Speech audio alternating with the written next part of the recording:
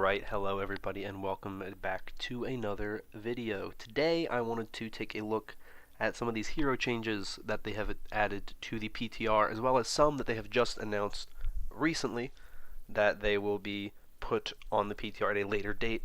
To my knowledge, they are currently not on the PTR, but I will tell you which ones those are when we get to them. But in general, they have done a PTR patch that doesn't focus on just Baptiste. Obviously, there's a new hero on the PTR with Baptiste, but there's a lot more than just Baptiste added to this patch. I guess added, not so much. A lot of things changed besides just the addition of Baptiste. So I'll start with the things that are currently on the PTR. Obviously, Baptiste is the main thing, so if you didn't see my video where I talked about the abilities of Baptiste, I'll have that linked in the description if you want to see them for yourself. But Baptiste, and just to note also, I'm not going to talk about any of the non-hero changes. I'm going to talk specifically about hero change things that were added. But Baptiste has several abilities. He has his main weapon, which is the biotic launcher, which has both an alternate and a primary fire. The primary fire is a 3-shot burst hit scan weapon with minor recoil.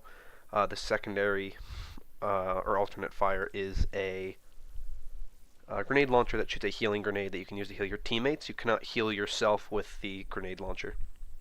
You can heal yourself as Baptiste with his regenerative burst.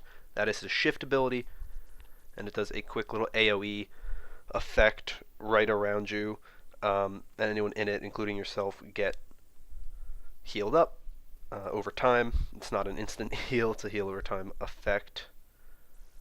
And it's gonna probably be his main healing in groups, but he has that. He then has his immortality field, which is a little drone that he puts down. It goes above him. It has a health pool that I don't remember the exact amount, but it can be placed when you're in the middle of a grav or a diva bomb or a junkrat riptide or whatever comes down. Anybody in this area won't die. There's a certain percentage of their health, I believe is like 10% of their health or 20% of their health, that they can't lose from that point, and you can destroy the drone, but obviously you have to know what you're doing, and if you're a really good Baptiste and you have really good timing, you can throw it down. It can't be eaten by Diva's defense matrix, but it can be hacked, and it can also be locked on by Soldier's ultimate, but we'll get to that in a little bit here. And that's his E ability. It's not even an ultimate ability. His final ability is a passive ability. It is his Exo Boots. You just hold control and allow you to jump higher, give you more vertical mobility, to give you access to high ground, and also to shoot down on your teammates with the right click. And then his ultimate is Amplification Matrix, which creates a little square thing that you can shoot through. Damage that your team fires through that square is amplified, as well as healing that goes through, but it has to fire through it. And those are his abilities. I should mention the immortality field, that it doesn't work on the other team. It's only the team that throws it down. So it's really, really good if you know how to use it. And its cooldown is not as long as I thought it would be, but that is what it is. So that's what Baptiste has. Now I want to go over the hero changes that are in the game currently, or on the PTR currently, and then I'll talk about the ones that are coming soon to the PTR, and then I'll talk about why I think some of these are really big. So the first one is Ana. Nano Boost had the healing reduced from 300 to 250, which I think is a pretty good change. I don't think it was really, really broken, but it was definitely useful. Right now, that made it better than the large health pack, and now it's equivalent to a large health pack. So when healing like a Reinhardt or whatever that you're nano boosting, it makes it where it's not as good. So I won't say that's that bad. Doomfist had some changes, just cooldown reductions for Rising Uppercut and Seismic Slam. Nothing else. I think that was a pretty good change. Doomfist to me felt like he had gotten to be a little weak, so this makes him a little bit better. Hanzo Sonic Arrow had its detection radius increased from 7 to 9 meters, which is pretty good. I mean, I wouldn't say Sonic Arrow is a really strong ability. It's a useful ability. It's a good ability, but it's definitely not like an overpowered ability, so that just makes it a little bit better. Lucio's Sonic Amplifier, the sound wave now counts towards offensive assists. So you boop into a self-destruct, you get an offensive assist, as well as an elimination. For McCree, Fan the Hammer had its damage reduced from 55 to 50, and Deadeye had its damage per second increased from 275 to 550 after locking onto targets for 2.5 seconds. So now it does a lot more damage.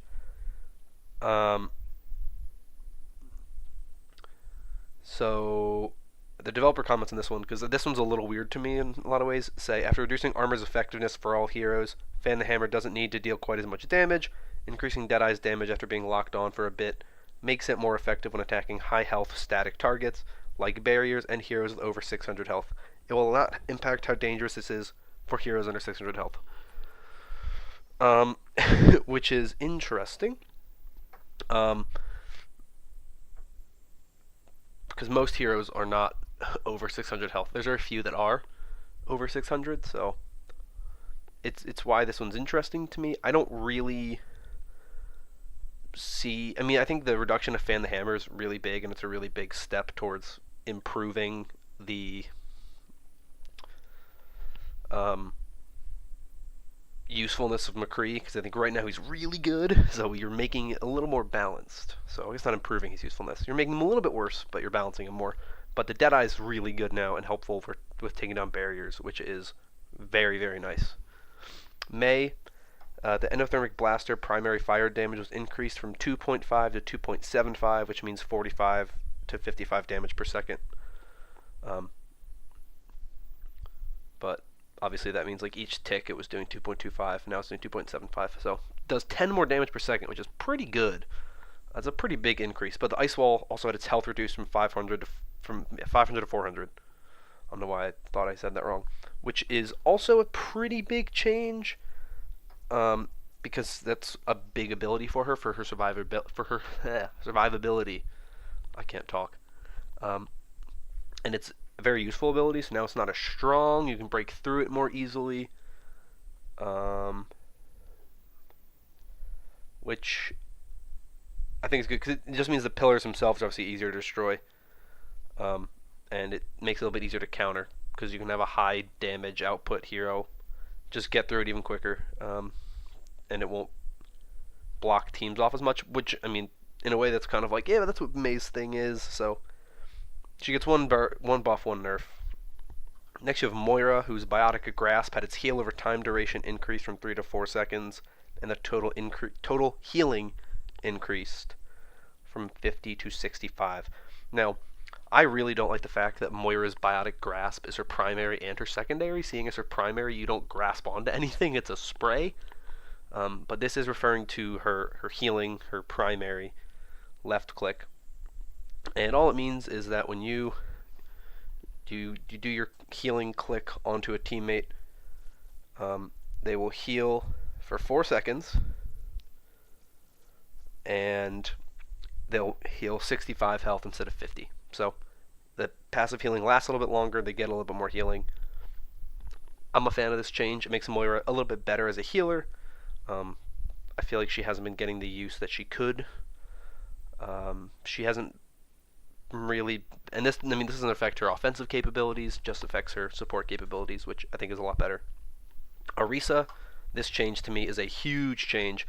Her fusion driver, movement speed penalty while firing reduced from 50% to 30%. So now when she shoots, she walks 20% faster, and you can notice it. It is a noticeable increase.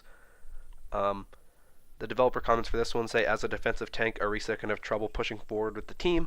Allowing Orisa to move faster while firing should make it easier to apply pressure on the enemy team and to use her barrier in proactive ways. I really like this, right? Orisa is a very stationary tank currently, which this doesn't change that, but it means you can push a little bit better if you have an Orisa, right? If you have a defensive position and you're kind of pushed back after a little bit, you can now push up a little bit better with the rest of your team. If you're Orisa, you're not falling behind as far, which is nice. Farah, her rocket launcher minimum explosion damage increased from 16.25 to 20, which the dev comment for this one is this change sets the rocket launcher's minimum damage to where it was before we rebalance its direct impact and explosion damage in a recent patch. So I don't believe it does any. I don't think the direct hit does any less. It's just that you're doing more now from a splash explosion. And in general, all your hits are going to do more as a result. But it might not be the case. I think it might just be that the direct hit is probably close to the same, maybe slightly more. It's just that the further the shot is out now, it'll do slightly more damage. Soldier 76, as I mentioned, we would talk about him. The pulse rifle damage is increased from 19 to 20. That's a really big increase per shot. So that's huge. So that's a really big change for him. Makes him a little bit more viable because I feel like right now he's not in a great position with all these high tank heroes. Sprint had the delay before you can fire the weapon after using it reduced from 0.5 to 0.3 seconds. That's really nice for Soldier. You can run and shoot much quicker than you could before. And Tactical Visor can now target Riptire and Immortality Field. So, if pesky Junkrat's coming at you, or you see a Baptiste Immortality Field, you can drop that ultimate and save your team, and then potentially wipe out the entire other team as well. So, that's a really nice change for Soldier. Sombra had what I believe is quite possibly the most impactful change here. Hack cooldown reduced by half when hacking a health pack, which means now Sombra can do a lot of work by hacking health packs. Only takes 4 seconds after she hacks a health pack to get her hack back, as opposed to the 8 seconds it now takes when she hacks a player. That's really good. That's really useful. Sombra just got the ability to EMP one of the most powerful new abilities in the game with Immortality Field. I think if Baptiste becomes a mainstay in the meta or becomes popular in the meta, I think Sombra will become a really good hero. I mean, she's been good in the Overwatch League so far this season, but I think she'll become even better. Torbjorn, his base health was increased by 50 armor, so now has 250 maximum health, and to compensate for this, overload armor gain reduced from 150 to 100. So now he's got slightly more health from armor right off the bat, and his overload just gives him slightly less from it, which I think is fine. It's not really a change to much, it's just a change to him naturally, which is fine. Widowmaker. Infrasight now reveals enemy health bars, and it also is now cancelled on death. So the ability is not permanent, or not, I guess it was never permanent, but it lasted for a long time before, and now it won't last as long, which is a really big change, because that makes Infrasight a much more risky ultimate. You have to use it at the right time, and if you die, it's gone. So you really have to make sure you're looking around. It'll be really cool to see how this changes things, because now it makes Widowmaker a much more high priority target if Infrasight is dropped, which is interesting. And I know I said the Sombra change is quite possibly the biggest change, but this change here also might be the biggest change. Wrecking Ball's adaptive shield no longer cancels roll mode. Oh my gosh, that was the worst thing with Wrecking Ball, was that you would be rolling and rolling and rolling, and then you were getting low, and then you were like, okay, well now I need to shield, and you'd go for the adaptive shield, and you just pop right back up, and then that's basically it's like 5 seconds. There's a couple seconds, though, of you popping up and then getting back into the ball form, where you're just a sitting duck and you're going to die. So this helps Wrecking Ball become more survivable, and I don't know why this was a change that they just implemented, but I'm glad they did, because now he is going to be much better. So those are all the changes that are currently on the PTR. I want to talk about some of these changes that are coming to the PTR. This is from a blog post by Jeff Goodman, and there are some big ones here too. Junkrat, frag launcher impact damage was increased from 40 to 60. The explosion damage from frag launcher is at 80, and that's not changing. So the total damage now from a direct hit of a frag grenade is 140 now, as opposed to 120. So that's a decent boost there. Can pretty much one-shot a Tracer. So that'll be fun. Lucio is getting some major changes. Speed Song has its effect lowered from 30% to 20%. And Amp It Up will have the Speed Song amped effect reduced from 70% to 50%. So they definitely do not like goats that much. They want to try to hurt it as much as they can. And then also, the passive movement speed gained while wall riding was increased from 20% to 40%. So Lucio will now go significantly faster while riding on walls. This is, from what I saw, this is similar to how fast you would go if you had Speed Song up. I don't know if it was just amped up Speed Song or Speed Song in general. I'll double check. But now, even when healing, he'll go 40% faster, which is kind of good. Like, that's really, really good. It was roughly as it was before the Speed Song nerf, but now it also applies to the healing song. So it's a decent buff because you can go faster if you're riding on walls when you're healing or when you're with speed, which is really, really big. McCree had the bonus damage ramp from the previous 1.34 change, the one I just talked about, will now begin after 1.5 seconds, down from 2.5 seconds, which is very interesting. Somewhat decent change. Reaper's passive healing amount reduced from 50% to 40%, which I think will be decent in preventing some of Reaper's power in the lower tiers, lower ranks, as people have complained about him, of course. Symmetra had the photon projector primary fire damage ramp speed increased by 20%, which is great. That'll make Symmetra a lot easier to do damage with. Will make her better. And when you're in a meta with a lot of barriers, can make Symmetra a very, very viable hero. Just throwing that out there. Zarya's particle cannon had the alternate fire radius reduced from 2 to 3 to 1 to 2, based on energy level. So that means now when you right click, you don't do as much damage based on where you are. So with the 2 to 3 to 1 to 2, it was if you were higher charge, the alternate fire radius would be 3 meters in game, which is not as big as it's not as big as 3 meters in the real world. And then 2 would have been when you had lower energy. Now it's 2 at higher energy, 1 at lower energy. So it'd be a little bit more accurate to be useful with Zarya. With Zenyatta, the Orb of Discord had its effect reduced from 30% to 25%. And the Orb of Destruction damage was increased from 46 to 48. So this means that while Jay Jonak won't be getting as much damage, boosting from Orb of Discord, his headshots are doing 48 damage flat up, straight up. 48 damage flat. That's pretty good. I'm just saying. We got some of these really good players now who are doing more damage with Zenyatta. But this change, to me, these set of changes, I guess, really. I mean, look at some of the heroes, especially in this this one that hasn't gone live yet. Lucio, huge nerf. One of the most important heroes in GOATs. Zarya with a nerf. Zenyatta with a nerf. 2 really important heroes in GOATs. When you go back to even the way it was when the ones that are live, Ana is somewhat useful in GOATs. Now the heal's reduced. Makes tanks not as survivable when you use it on them. Hurts GOATs a little bit. Doomfist had his cooldown reduced. Doomfist is kind of good at displacing.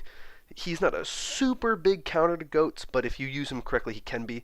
Reaper, who is somewhat of a counter to GOATs, is now pretty weakened by the healing reduction.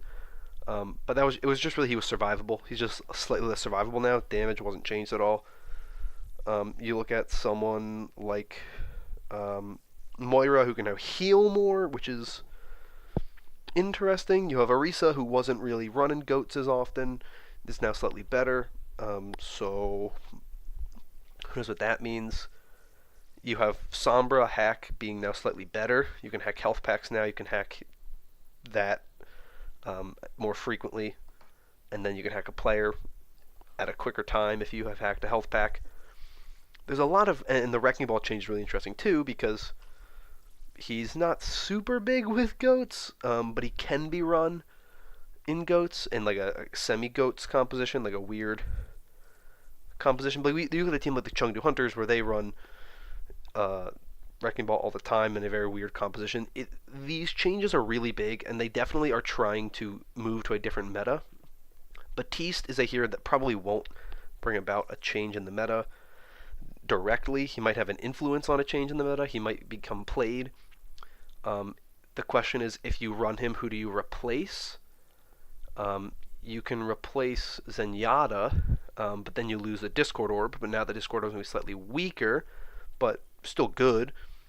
But you could also just wait until you get the barrier, or whatever, the amplification matrix, and then you have 50% increase, as opposed to, I mean, currently even it's a 30% increase, but it's going to be a 25%. So you're going to be able to double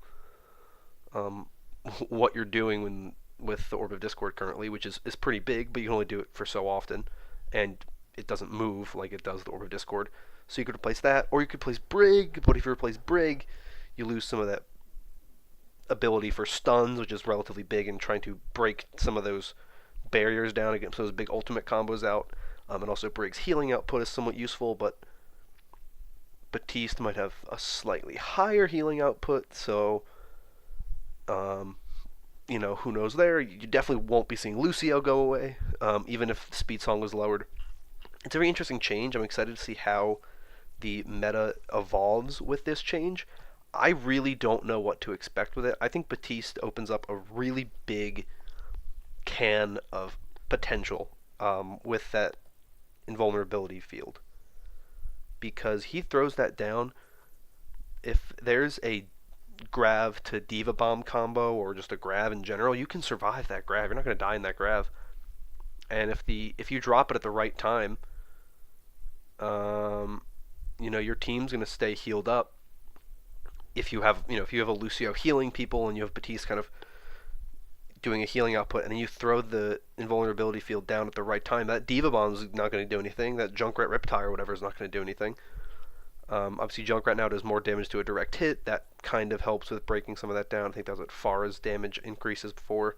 They're trying to break down this tank-heavy meta, and while I think they're making some steps in the right direction, we'll have to see how much some of these boosts to damage heroes and some of these nerfs to tank and support heroes actually impact the meta. I don't currently think this is going to be what breaks it, but I think we're getting closer and closer every day to goats being less viable. I don't think it'll be as viable going into stage 2, depending on when these changes go live. These changes might not go live until